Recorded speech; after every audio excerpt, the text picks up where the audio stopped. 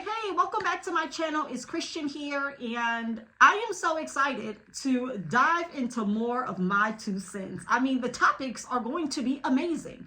Now, let me go ahead and say, because I think that we should do announcements, okay? Now, this is not church, per se. We do cover spiritual topics, and we talk a lot about church, but I got some announcements I need to make. Number one, I am going to switch to a uniform, okay? Now, in the interest of full disclosure, I have a lot going on in my life, and sometimes it becomes a lot to say, what am I going to wear for all 5 of these videos? I won't do that. I just really don't want to do that. I don't want to put that much effort into attire for YouTube videos. So I feel like I should be comfortable.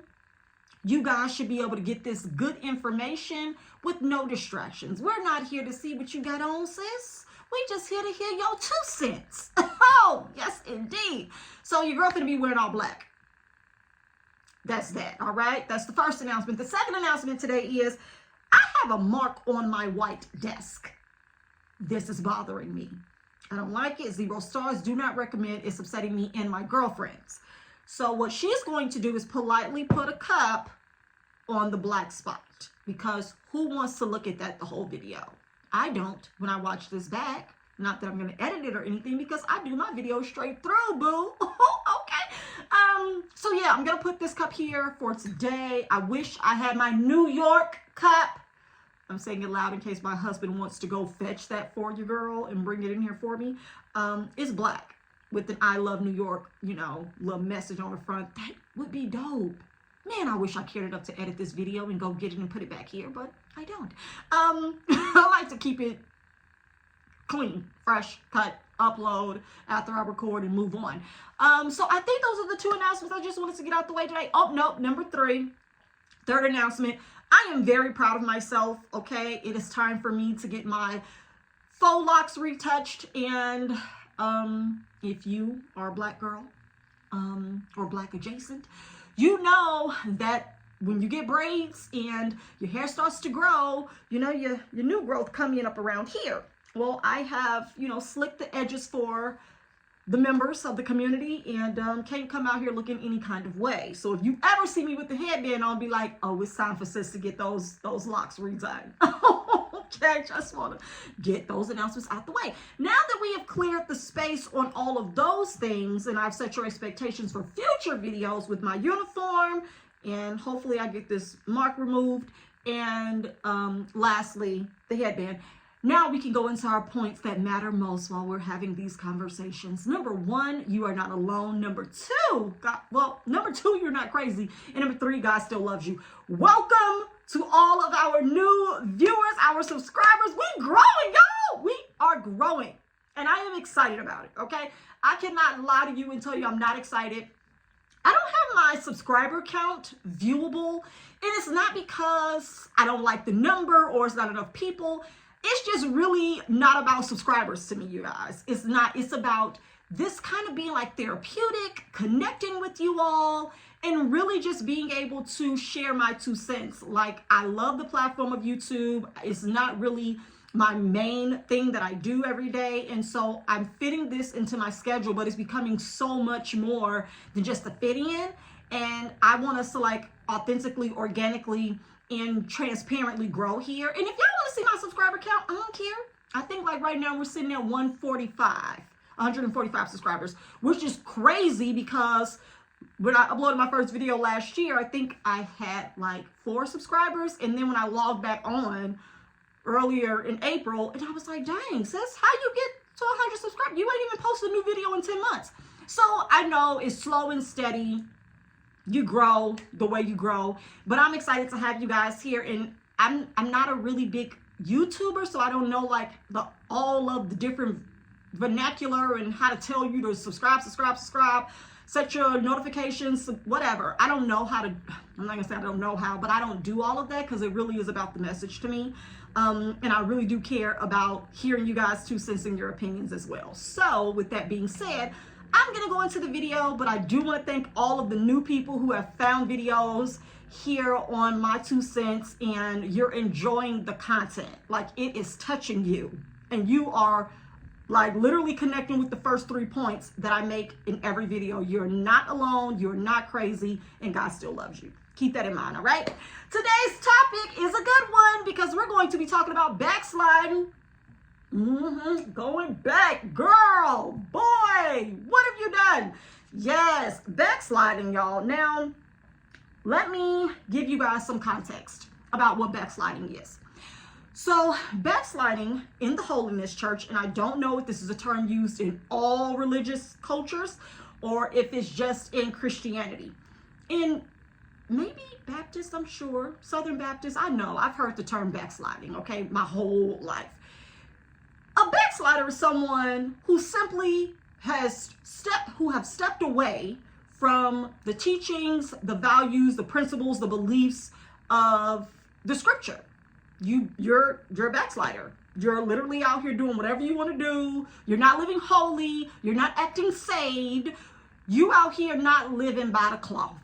Okay? You out here doing what you want to do. You in these streets. That's what backsliding is. You were once sold out. Okay? And now you a sellout because you backslid. And yeah, before I go into my points, because y'all know how I like to do, I can start talking. And I'll be hitting my points before I get to the points in my notes. So let's go ahead and start. So that's what a backslider is. In the holiness church, in the church culture, a backslider is someone who has basically walked away from God, has turned their back on God, no longer believing, no longer dedicated, committed, in church, active, whatever, following the beliefs, the principles, and the values of Scripture. Now, this is what a backslider is in the definition of church, right? But the thing about it is, this is like the #1 title that you can give anyone in a church to isolate them. It's almost like having the scarlet letter, right, on your chest or on your back. You're that person that's shunned, basically, until you come back, like the prodigal son, if you will. So when you're a backslider, everybody knows, and you've been titled as such, and you're talked about behind your back, and you're judged, for sure.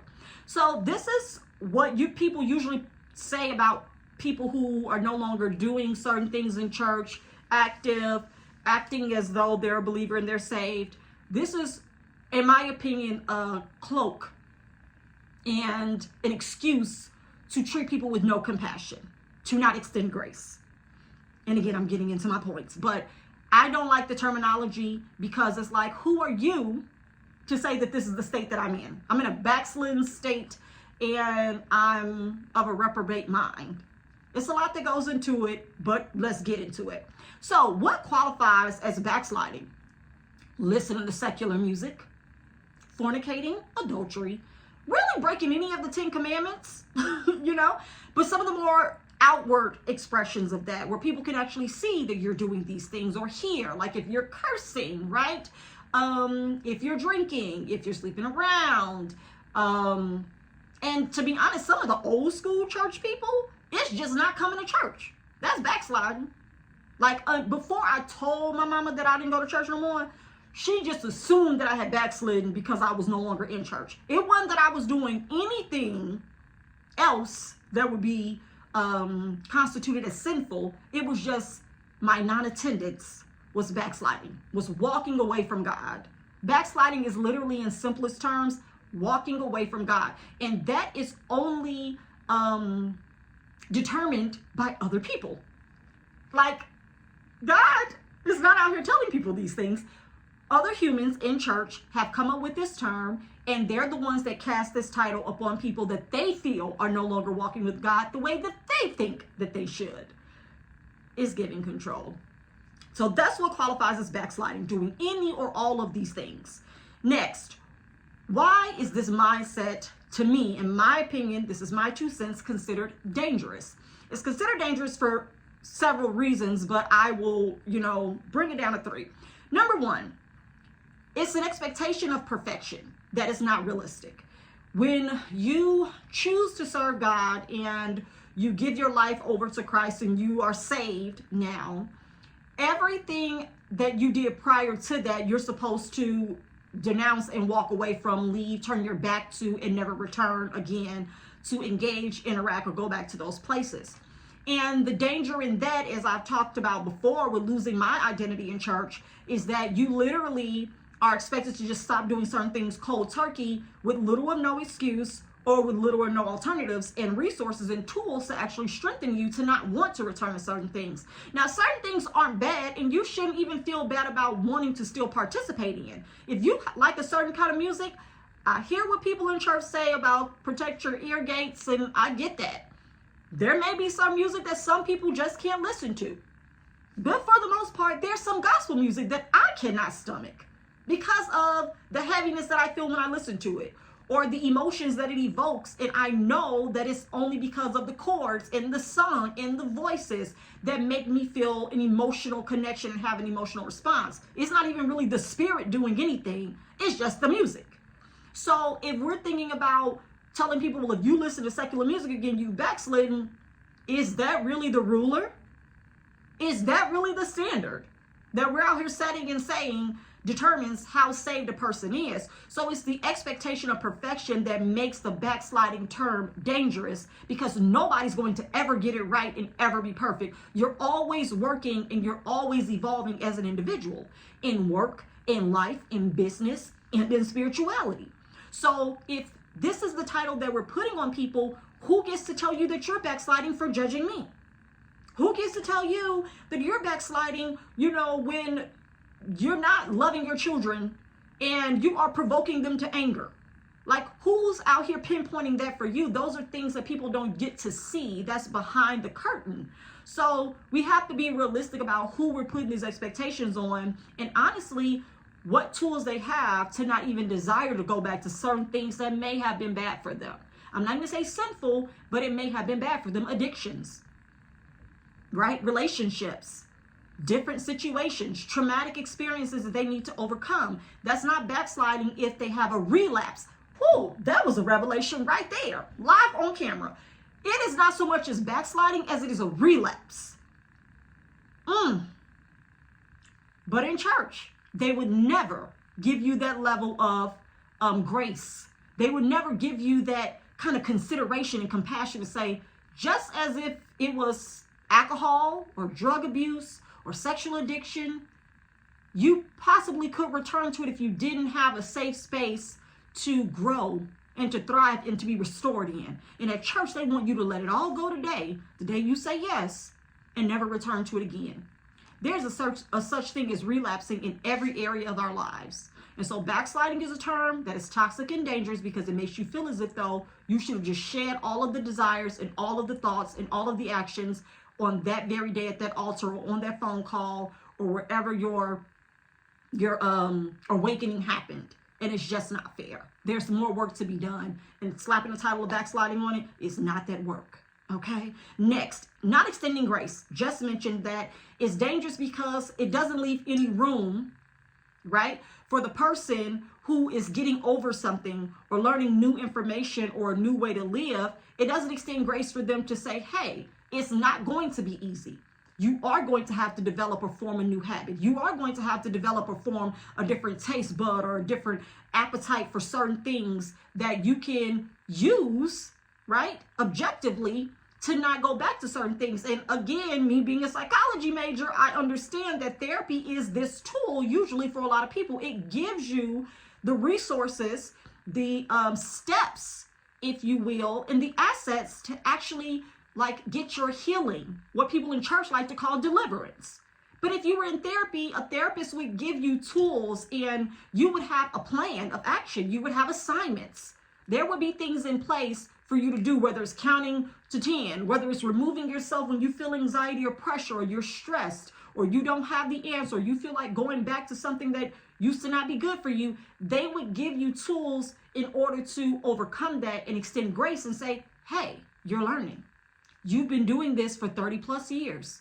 You've been doing this since you were a kid. This is how we're going to help you overcome this so you no longer feel bad as a result of doing something you say you don't want to do. Because what backsliding in this whole title and mindset and isolation does to a lot of people is make them feel like they have to fix it on their own immediately. Like, we're not going to walk through this with you. We're not going to help you figure out how you're supposed to do it. You're just supposed to know. You know better. What? This isn't, is this Sesame Street? No, this is not that. And so you have to be willing to extend grace to people. You have to be willing to have relationship, life on life. And if you can't do that, you're hurting people. And that's why church hurt goes beyond being talked about and lied on or, controlled or manipulated. It's more than that. It's people who come in looking for resources and solutions, and instead they get judgment and isolation. And a lot of people have mentioned that in the comment section of a lot of the videos that I've been posting lately about how they've gone to church and they felt isolated. They've been, cast aside. They weren't popular enough. They didn't fit in. They didn't look cool or, act like the other people in certain group settings. And so they just weren't in the crowd. And so you have people who really need help. And instead of them turning to therapy or different groups that can help them, they come to church feeling like they will get the love immediately, not having to do paperwork. Right? Not having to wait to be called to join a certain group meeting on one day a week or once every other week. This is somewhere that they're feeling they can come right now and fit in. Right now and get, love and feel accepted. And instead, they're met with resistance. They're met with standards and all kinds of unrealistic, expectations. It's like, oh, okay. So I'm just supposed to snap into a Slim Jim. I'm just supposed to know what to do and how to make this happen for myself. So it's not extending grace that usually causes people to not stay in the place of healing that they actually need. And that's why it's dangerous. And then my last point of why the mindset of backsliding and judging people and slapping that title on them is a problem is judging the actions of others with no context. So when you do this, essentially what you're saying is, I don't care what the situation was that caused you to do X, Y, and Z or to live this way. Just stop. Right? And if you don't, it's hell for you. It's hell to pay, literally, because God doesn't care about that stuff. He can wash all that away, take it away from you. Well, if you consider it backsliding, and I would consider it a relapse, right? What exactly, again, are the steps of restoration? If you give me the title, if I have a problem, should the church not want to be a solution? Should they not want to keep slapping titles on things and pushing you out further and further because you're not meeting the goalpost that is ever moving? It's just not fair. So when you cast judgment on people without context, without information, without details, and without that compassion, it really is saying to that individual, I can do bad all by myself. I can go figure this out by my loan. As our daughter used to say, I can figure this out by my loan. I don't have to be here and feel separated and distanced from the love of God, which is supposed to be flowing through the members in the body. But instead, I'm being judged. And so what if I slip up and listen to a secular song, a worldly song? So what if I snap my fingers? If I whistle, I can't whistle, so I won't be demonstrating that. But all of these things are a part of life. So if you want me to literally peel away every layer of who I am as an individual just to meet your standards and just to make you feel comfortable like I'm in and I haven't backslidden or walked away from God, that is pressure and stress that a lot of people would just prefer not to have. So they don't show up, they don't come, they live how they want to without the conviction and the judgment of you. Because a lot of people say, well, if you really saved, the conviction of God will keep you from doing certain things. And excuse me? The conviction, I feel like if anything, it's an emotional unction. It's your own personal internal GPS. It's your own global positioning system internally that says, I don't like the way this makes me feel. And that's something else that we have to talk about. What does that feel like? The conviction of God. If you're a believer, then you can explain what that feels like for you. But for people who aren't, it's just, that made me feel bad when I did that. It's called a conscience. Some people have consciences and they really don't want to hurt other people, which is a lost art for a lot of people in church. They don't care who they hurt, offend, or throw away. They sleep just fine at the end of the day. But then there are people who are not believers who actually have a conscience. And there are people who don't have consciences. They don't feel guilty. They don't feel bad. They don't feel remorse or any of that. And that's why we have to be aware of who we're putting these titles on and how we're treating them once they don't meet our personal standards here on earth. And then lastly, my last point, instead of reporting what other people do, focus on you. Instead of watching what other people are doing, how they're talking, how they're moving, who they're engaging with, focus on you. And I'll use this example. I remember when my husband and I worked in radio. And at the time, it was a song that Kanye West came out with, I believe it was. And Kirk Franklin was in the studio with Kanye, P. Diddy, I think it was Mace. It was like a lot of big names. And this was like 2013, 2014 when the picture came out or whatever of Kirk Franklin in the studio. And we ripped him to shreds. And I say we, because it's a me and we. I was there. Like judgmental on 10. And that is the toxicity of it when you have groupthink specifically on church topics, because all of us felt like we felt validated in judging him and considering him a backslider. Because it's like, if you in the midst of these people, you should be changing the environment and they should be coming to where you are. You shouldn't be at the studio with them. And it's like, instead of reporting on and watching everybody else, worry about yourself. Who are you affecting? Who's inviting you into their space to be a light? Right? Because the thing about it is, no matter who was in that studio with Kirk Franklin clearly got an invitation because of something about him. Be it him being a gospel artist, right? Being him being a crossover artist that can produce and execute great music and write lyrically. It's his skill, which in scripture, right? Your gift will make what? Will make room for you before a great man. Yep, that's right.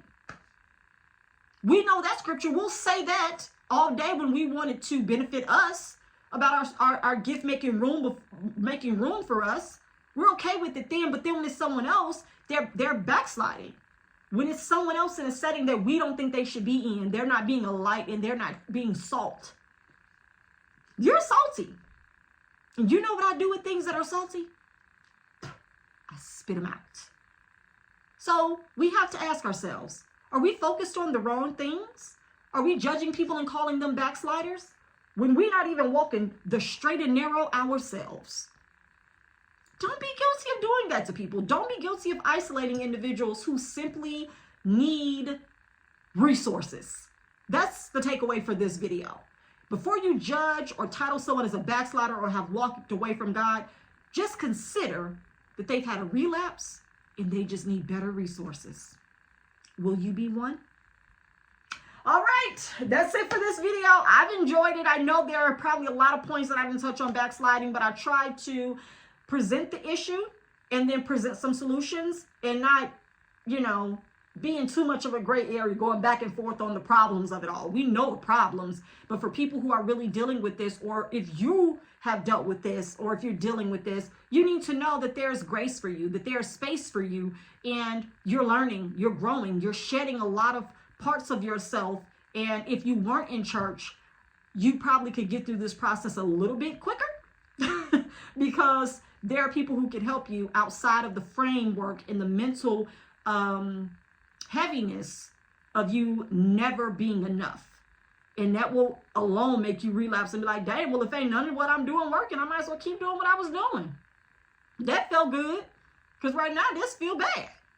So just consider all things and know that 1, you are not alone. 2, you are not crazy. And 3, God still loves you no matter what. All right. Thank you so much for tuning in for my 2 cents. Be sure to catch me in the next video, probably with the same outfit on, but a different cup. Bow. Comment, like, share, and subscribe to the channel so you do not miss any uploads when I put a new video up. I would say at 12 noon every day, but honey, that's been looking differently around here. But we're going to get back to it the way you know I like to do it. See y'all later. Bye.